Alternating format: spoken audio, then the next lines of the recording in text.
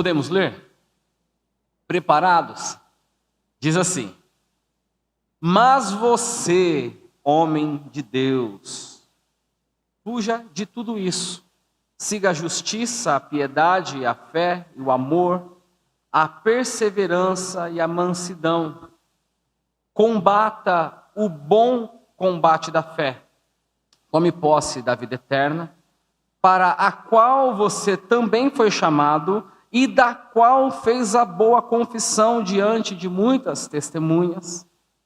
Diante de Deus, que preserva a vida de todas as coisas, e diante de Cristo Jesus, que na presença de Pôncio Pilatos fez a boa confissão, eu exorto você, eu ordeno, Timóteo, a guardar este mandato, esta comissão, essa missão imaculada, irrepreensível, até a manifestação do nosso Senhor Jesus Cristo, a qual, no tempo certo, há de ser revelada pelo bendito e único soberano, o Rei dos reis e Senhor dos senhores, o único que possui imortalidade, que habita em luz inacessível, a quem ninguém jamais viu, nem é capaz de ver. A Ele honra e poder eterno. Amém. Senhor, nós agradecemos pela Tua palavra, agradecemos pela presença doce do Teu Espírito Santo, e pedimos que o Teu Espírito Santo venha iluminar essa palavra aos nossos corações, nos livre, ó Deus, de toda distração, que os nossos ouvidos estejam atentos a Ti, ó Deus, a Ti. Cresça o Senhor, que os nossos olhos nessa manhã, ó Deus, se voltem à Tua beleza, à Tua glória, em nome de Jesus. Amém.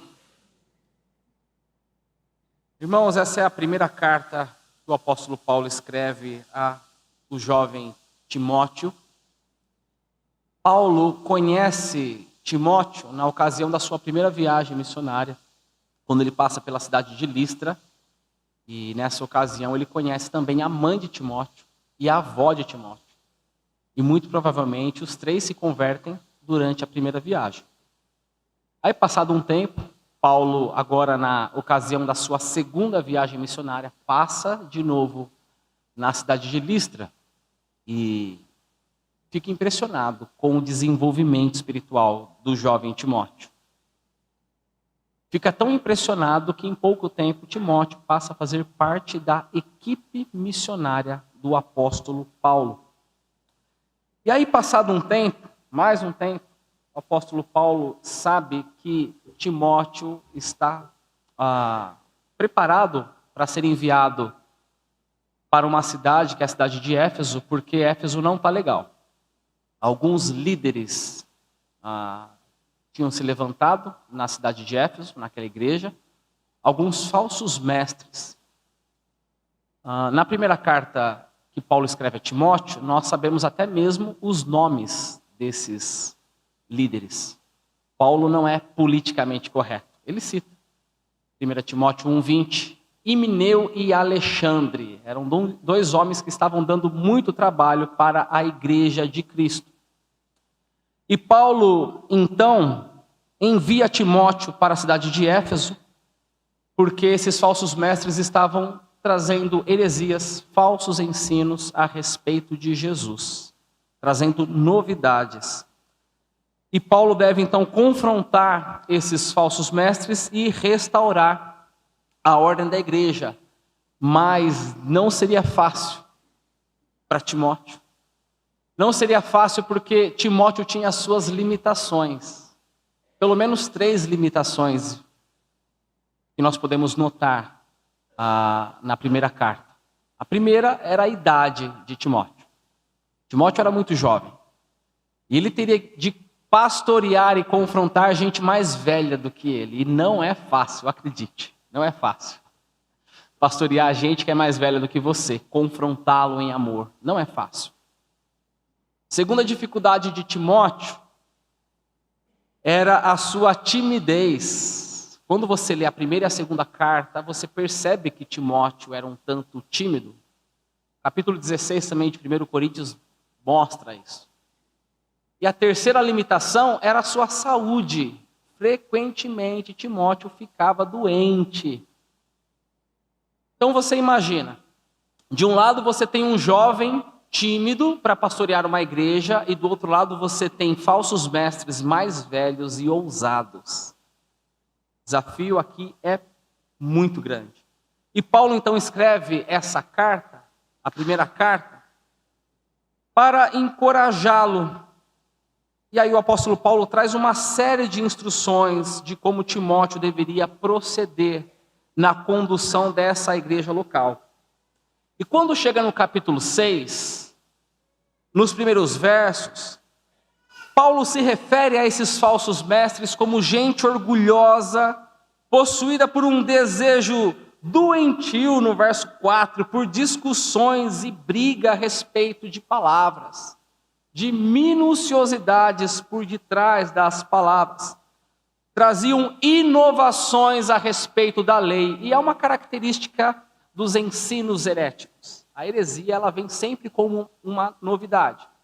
E as pessoas se encantam com novidade, pregando contra tudo aquilo que é antigo, contra tudo aquilo que é tradicional. E aí, se eu trago uma novidade para a igreja, eu tenho mais adeptos.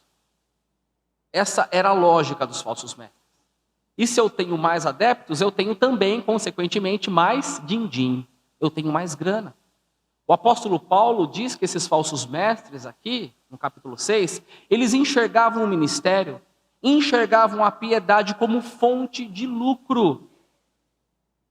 E aí Paulo diz a Timóteo: meu filho, isso não tem nada a ver com a fé que nós professamos. Aliás, muita gente se deu mal, se desviou da fé pelo amor ao dinheiro. O amor ao dinheiro é a raiz de todos os males. Esse desejo de ficar rico, desses falsos mestres, só trouxe desgraça. Aí no verso 11, Paulo diz: mas você, homem de Deus, fuja de tudo isso. Fuja da lógica dos falsos mestres. Siga a justiça, ou seja, viva uma vida correta. Siga a piedade, ou seja, uma vida de dedicação a Deus. Uma vida de fé, amor, perseverança e mansidão. A palavra aqui tem a ver com respeito pelos outros. Tem a ver com a paciência para com o próximo. Aí no verso 12, você pode ir me acompanhando. No verso 12 diz assim, Paulo diz: combata o bom combate da fé. É muito curiosa essa expressão, porque nós a encontramos no final da segunda carta de Paulo a Timóteo, que é o último escrito de Paulo antes da sua morte. Quando Paulo diz: combati o bom combate. Isso mostra que esse era o grande objetivo do apóstolo Paulo. E aqui ele compartilha esse objetivo para o seu filho da fé.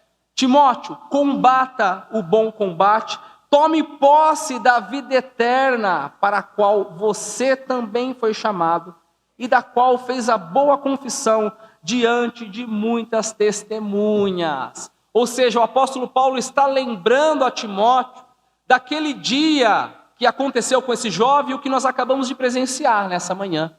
A profissão de fé. Lembra-te, Timóteo, quando você professou a sua fé em Jesus. É lembrando-se da sua profissão de fé que você se apega à sua identidade. Em quem você é em Cristo Jesus, e tome posse dessa identidade que você tem em Cristo Jesus. Aí nos versos 13 e 14, o apóstolo Paulo dá uma ordem a Timóteo.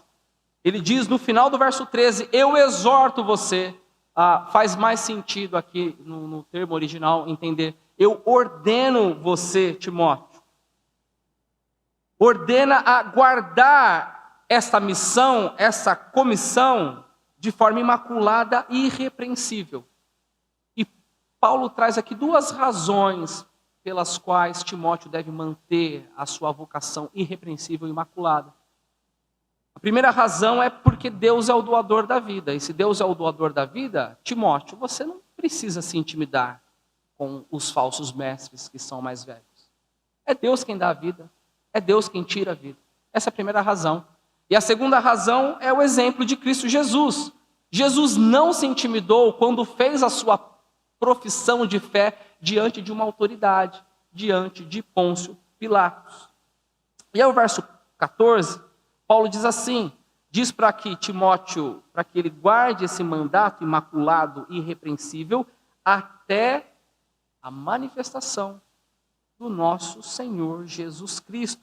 E aí nos versos 15 e 16, o apóstolo Paulo ele reflete melhor a respeito dessa manifestação do Senhor Jesus Cristo. Diz assim, a qual no tempo certo há de ser revelada pelo bendito e único soberano, o Rei dos reis, o Senhor dos senhores, o único que possui imortalidade, que habita em luz inacessível, a quem ninguém jamais viu, nem é capaz de ver, a ele honra e poder eterno. Amém. Lindas essas palavras de exaltação. Isso nos lembra um cântico que nós cantamos no período de louvor. Não hoje. Sabe que música eu estou me referindo? Qual canção que se encaixa nessas palavras aqui do apóstolo Paulo? Ao único que é digno de receber. Vamos lá. A honra e a glória, a força e o poder. Ao Rei eterno e imortal, invisível, mas real, a Ele ministramos o louvor. Irmãos, é lindo a maneira como Paulo pinta aqui o quadro da manifestação do Filho de Deus. Porque nessa passagem, quando Paulo fala da volta de Jesus, destaca o Pai. Fala da imortalidade do Pai. Sabe quando um pai fica todo orgulhoso pelo seu filho, por um grande feito que o filho fez?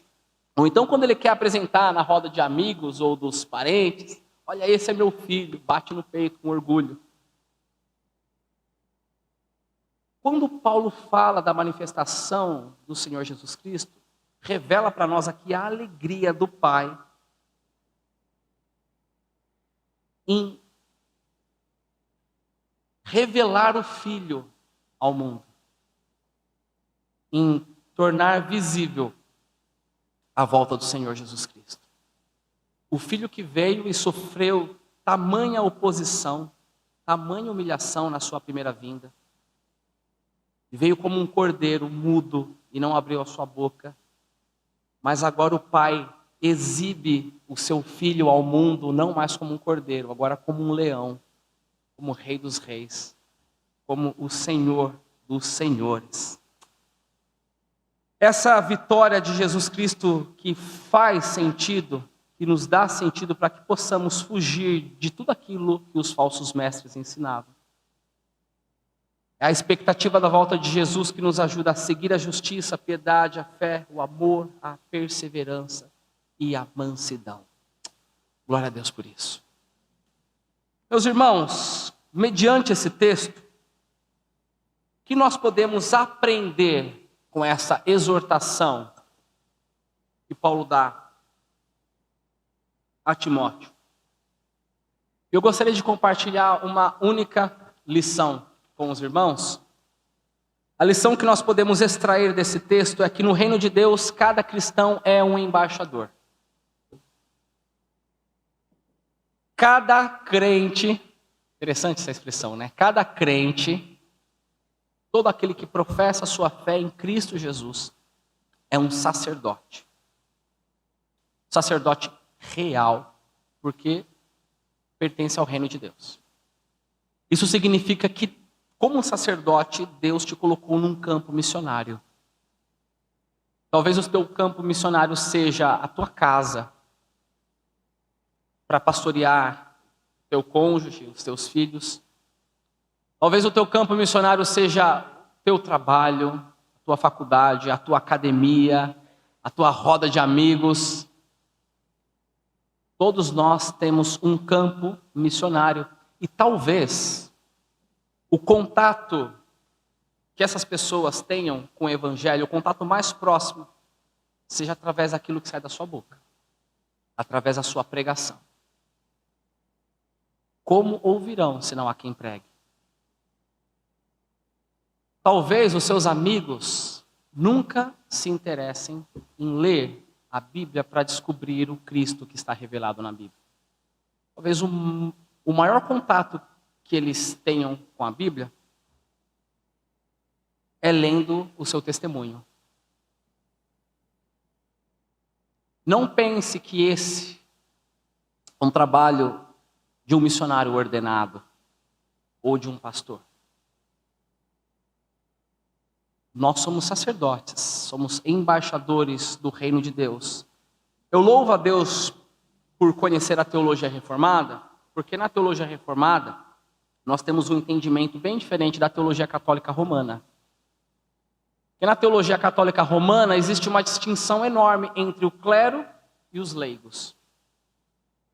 Mas na teologia reformada nós temos homens de Deus e mulheres de Deus.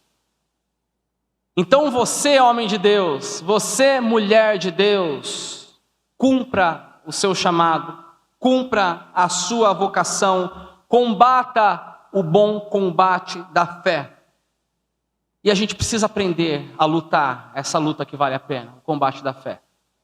Sabe que muitos, quando têm um contato com a teologia reformada, logo aprendem sobre uma doutrina bem importante, que é a doutrina da depravação total. E é muito importante essa doutrina. Nos ajuda a entender todas as demais doutrinas.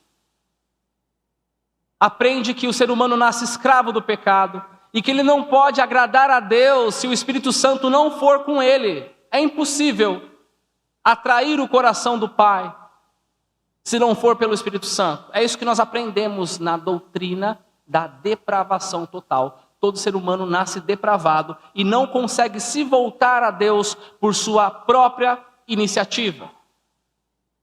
Mas, se você se considera um cristão e professou a sua fé diante de muitas testemunhas, e mesmo se considerando um cristão, você diz: eu não consigo me libertar de uma área específica de pecado da minha vida, nunca, de jeito nenhum. Eu estou há 10 anos na igreja, ou há 5 anos na igreja, e não consigo melhorar o meu relacionamento com Deus.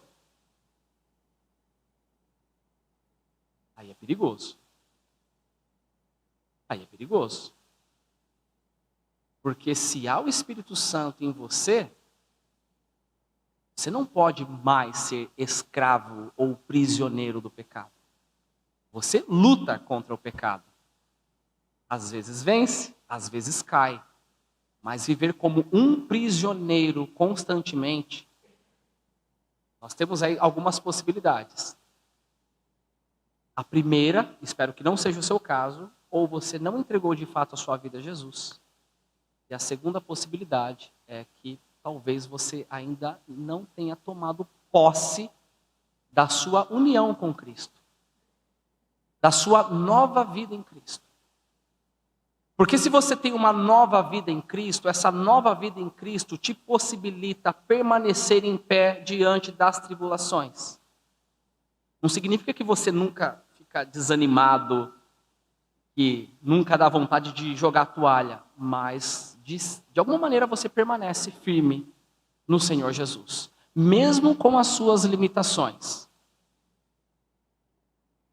Se você tem nova vida em Cristo, essa nova vida em Cristo te possibilita a vencer o pecado, senão a Bíblia é mentirosa. Essa nova vida em Cristo não apenas possibilita vencer o pecado, mas te levanta quando você cai. Porque eu não estou pregando aqui a perfeição, ok? Mas a graça no Senhor Jesus Cristo, quando você cai, ela te coloca em pé.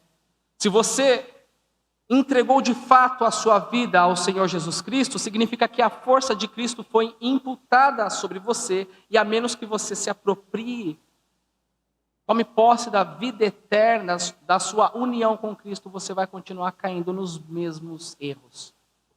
Ganância, indiferença, olhar impuro, cobiça, grosseria, álcool. Se há nova vida, é possível combater o bom combate. E combater esse bom combate, aqui eu preciso fazer uma observação, meus irmãos. A nova vida com Cristo não significa que nós temos como o grande objetivo deixar de pecar. Não é essa a proposta da santificação. Eu prometo que semana que vem eu vou pecar menos. Não é essa a proposta. Nova vida em Cristo significa que eu luto para estar mais próximo do Senhor Jesus. O meu alvo é a própria pessoa de Jesus. O meu objetivo de vida é a comunhão com o meu Deus. E, consequentemente, eu deixo de pecar. Aos poucos. Consequentemente, eu tenho vitória nos meus combates diários. Irmãos, como é importante aqui para nós hoje essa exortação, essa ordem que o apóstolo Paulo deixa a Timóteo. Mantenha a sua vocação, trazendo para nós, mantenha a sua vocação sacerdotal de forma imaculada e irrepreensível. E eu gostaria de rapidamente apresentar duas razões para isso. Porque nós devemos manter a nossa vocação, o nosso chamado, o nosso sacerdócio irrepreensível e imaculado. A primeira razão, queridos, eu só vou adiantar um assunto e não vou terminar ele hoje. Mas é o seguinte: todo salvo é um salvo. E na eternidade, todo um salvo será um salvo, ok? Mas isso não significa que nós teremos posições idênticas na eternidade. A maneira como você leva a sua santificação fará muita diferença na vida por vir. A Bíblia fala sobre galardões. A Bíblia não especifica a respeito dos galardões, mas traz a realidade dos galardões. Isso significa que nós, um dia, diante do tribunal de Cristo, vamos prestar contas de tudo aquilo que realizamos no corpo. Todos nós. Trazendo isso de forma prática.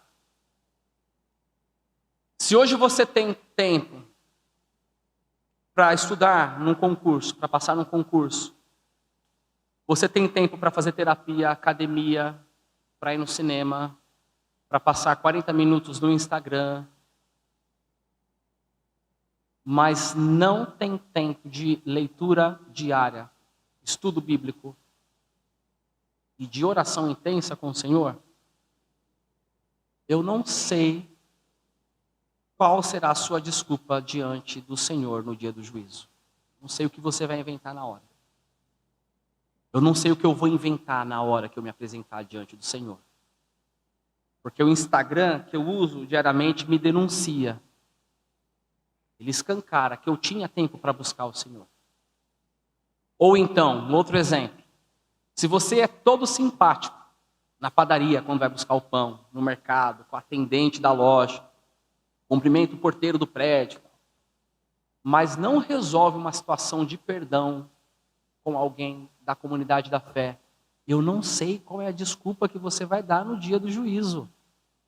Aliás, eu não sei como você consegue orar. Porque a oração que o Senhor Jesus deixou é: perdoa-nos as nossas dívidas. Qual que é o padrão? Assim como nós perdoamos os nossos devedores. Então, esta é a primeira razão pela qual, queridos, nós devemos manter firme a nossa vocação. Porque um dia nós vamos prestar contas diante de Deus de tudo aquilo que realizamos no corpo.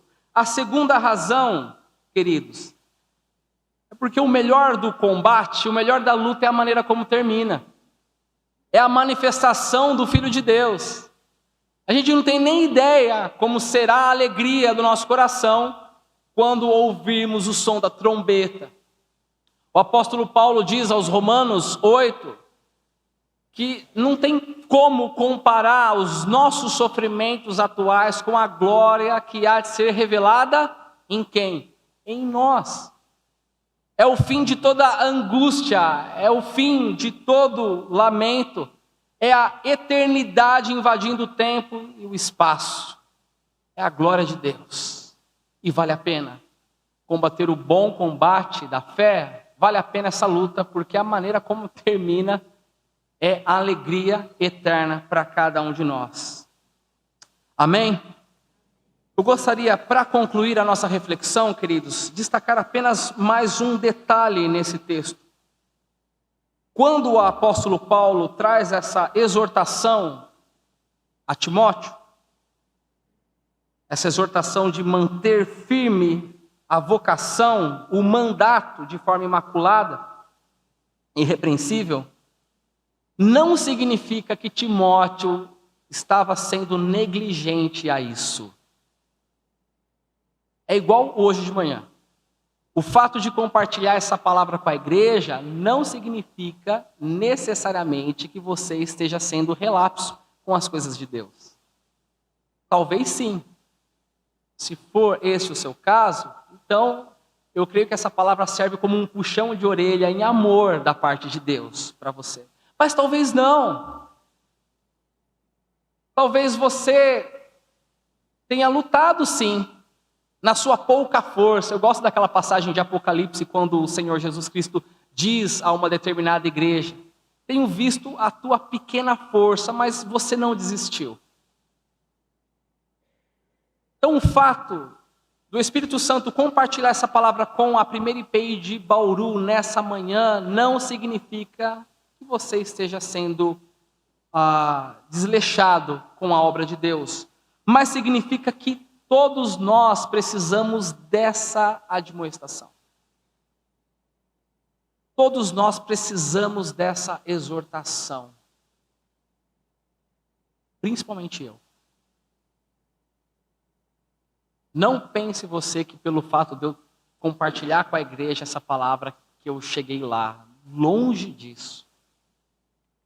Eu tenho as minhas limitações, que são seríssimas. Seríssimas.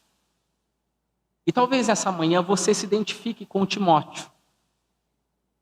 Talvez você se sinta um tímido no reino de Deus, um desencorajado, com vários obstáculos que precisam ser superados, e você se lembra do seu comportamento no seu trabalho e diz: Senhor, só pela tua misericórdia. Até agora eu não consegui encarar o meu trabalho como um campo missionário. Ou não tenho sido dentro de casa como a tua palavra me orienta para que eu seja. Talvez você se sinta desencorajado, porque percebe que está aquém da vontade de Deus. Mas meu irmão, minha irmã, a palavra que eu gostaria de compartilhar aos nossos corações essa manhã é a palavra coragem. Coragem. Tem uma passagem do apóstolo Paulo também a Timóteo, só que agora na segunda carta, capítulo 1, verso 7, é um dos meus textos favoritos. O apóstolo Paulo diz assim a Timóteo: porque Deus não nos deu espírito de covardia. Você se sente desencorajado, tímido? Saiba, Deus não nos deu esse espírito, mas nos deu o espírito de intrepidez, dependendo da sua versão, ou de poder, de amor e moderação, ou equilíbrio. Deus não nos deu espírito de covardia, mas de intrepidez. Isso significa, meus irmãos, que não é pela nossa força. Nós não combatemos pela nossa força, mas é pelo Espírito Santo de Deus na nossa vida. E se há o Espírito Santo de Deus, é possível sim combater o bom combate e vencer, no nome daquele que será manifesto um dia. pela sua presença gloriosa. Jesus Cristo. Que Deus os abençoe.